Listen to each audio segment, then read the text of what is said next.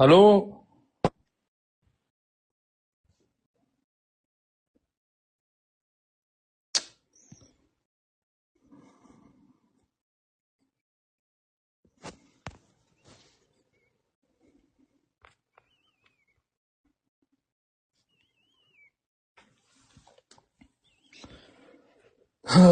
في الساعات الأخيرة انتشر خبر مقتل التيك توكر سلوان موميكا في السويد في ستوكهولم أثناء تعرضه يا جدعان للضرب الناري أثناء بث مباشر خاص ليه يا جدعان. وحرفيا الشخص ده بجد أنا ما بحبش أقول حاجة زي كده، بس ده يا جدعان من الأشخاص اللي لازم نشمت في موته.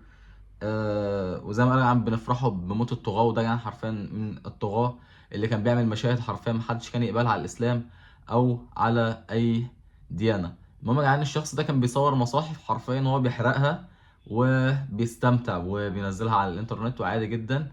وملخص وفاته النهارده كان في بث مباشر، وقاموا يعني تقريبا 5 أشخاص بالهجوم عليه في منزله في أثناء البث المباشر الخاص بيه، وتعرض للطلق الناري وتوفى في الفور.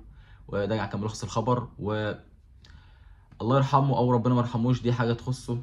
يوم الحساب ملناش دعوة بيها. ولكن كل اللي نقدر نقوله إن خلاص لو أي حد كان متضايق من الحاجات دي فياريت تقول إن خلاص كده ارتحنا ومفيش أي حاجة زي كده تنتشر تاني.